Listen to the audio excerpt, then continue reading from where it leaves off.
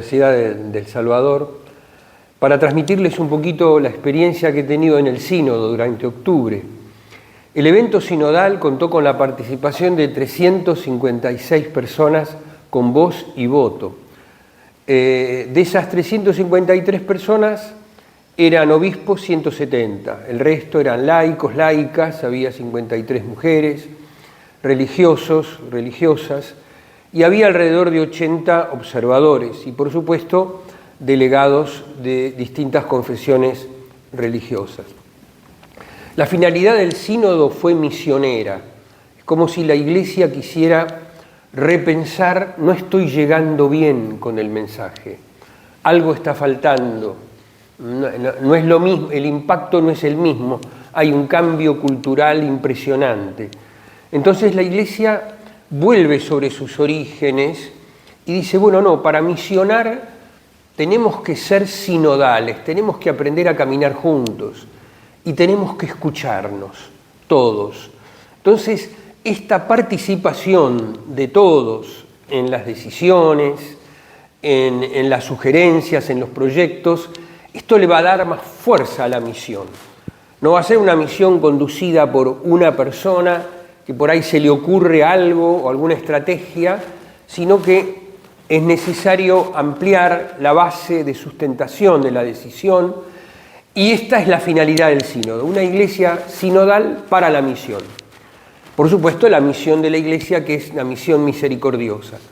Pero la misión de la iglesia es transformar la realidad. El Evangelio transforma la realidad, si no, no tiene impacto. Entonces, la realidad se hizo presente en el sínodo, la realidad más cruda que vive el mundo en este momento. Entonces, yo diría que en la primera parte del sínodo tuvimos testimonios, está expresado muy bien esto en la introducción, de que tuvieron lugar en el sínodo los dramas de la historia que nos rodean, para que nuestros ojos puedan reconocer el sufrimiento que nos rodea. Los rostros de los niños aterrorizados por la guerra, el llanto de las madres, los sueños rotos de tantos jóvenes, los refugiados que afrontan viajes terribles, las víctimas del cambio climático, las migraciones forzadas, las injusticias sociales. Entonces, el sínodo comienza con esta entrada en realidad, la experiencia de la guerra, la experiencia del maltrato, la experiencia del abuso, todo eso estuvo presente en el comienzo, que fue la invitación a una gran celebración penitencial con la que comienza el sínodo.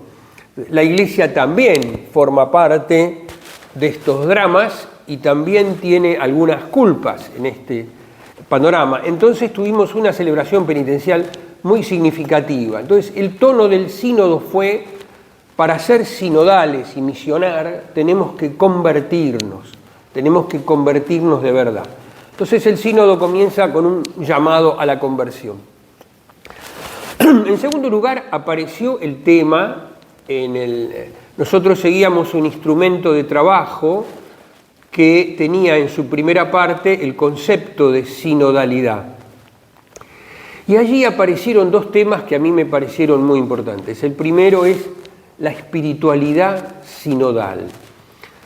Para que estas cosas, estas reformas que tienen que ver con el modo de ejercer la autoridad, con el discernimiento, con el cambio en la toma de decisiones, con la necesidad de que la autoridad escuche a todos antes de tomar decisiones y justifique las decisiones que ha tomado a través, confirmando las escuchas que ha realizado, estos que llamamos procesos sinodales, que fueron como el centro de la actividad del sínodo, la necesidad de la transparencia en la Iglesia, de la rendición de cuentas, la accountability, todo esto tuvo una presencia grande. Pero para que todo esto tenga sentido, en la primera parte, que se llama el corazón de la sinodalidad, la primera parte de la síntesis final, del documento final, plantea la espiritualidad sinodal.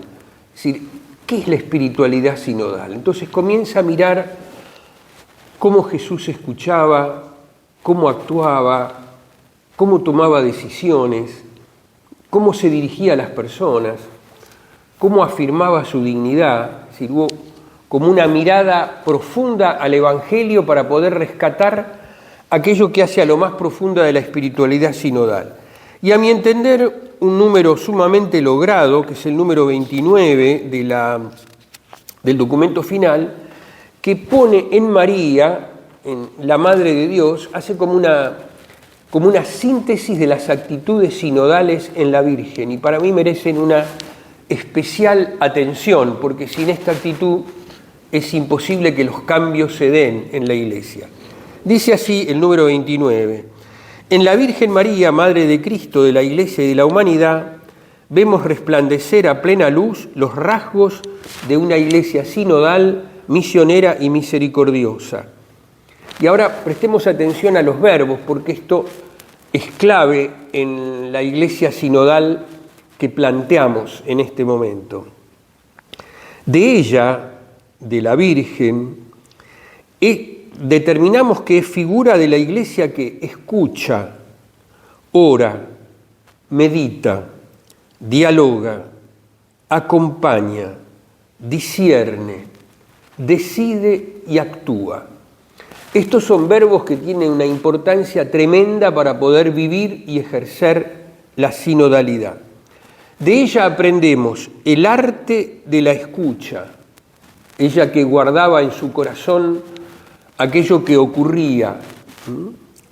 De ella aprendemos la atención a la voluntad de Dios, la obediencia a su palabra, la capacidad de captar las necesidades de los pobres, como en las bodas de Caná, ella está atenta a que a los novios les falta vino. La valentía de ponerse en camino, no vacila cuando va a visitar a su prima, abandonando todo y dejando todo en las manos de Dios. Ella es el amor que ayuda, el canto de alabanza y la exultación en el espíritu. Y culmina con una frase de San Pablo VI sobre la Virgen: la acción de la Iglesia en el mundo es como una prolongación de la solicitud de María. Entonces, mirando a María, mirando sus actitudes, ella que es figura y tipo de la Iglesia, aprendemos lo que es una espiritualidad sinodal. Y el segundo tema que me pareció importante de arranque en el sínodo es volver a afirmar el tema de la opción por los pobres cuando hablamos de sinodalidad y considerar a los pobres como sujetos de la sinodalidad. Los pobres no son objetos a misionar u objetos a ayudar o alguien de quien nos acordamos en el último capítulo, sino que son sujetos. Entonces, para poder escuchar bien, y esto supone una escucha activa, una escucha llena de sentido, no una escucha simplemente de los hechos cronológicos, sino una escucha profunda de ponerme verdaderamente en el lugar del otro, y finalmente como una mamá sabe por qué llora un niño y lo escucha, ¿sí? Y sabe cuál es la causa.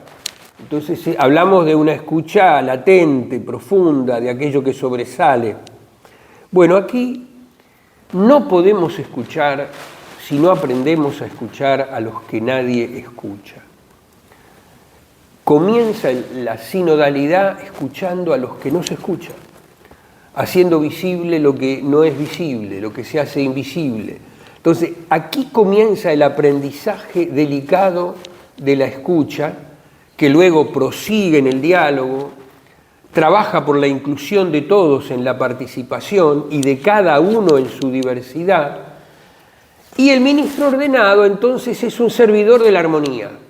Es aquel que está, digamos, ordenado para que nadie quede fuera, que sea respetada la dignidad de cada uno en su diversidad y que podamos actuar en armonía, aportando los carismas, los dones, los ministerios que cada uno el Señor le ha dado, el talento que el Señor le ha dado para ponerlo al servicio de la Iglesia.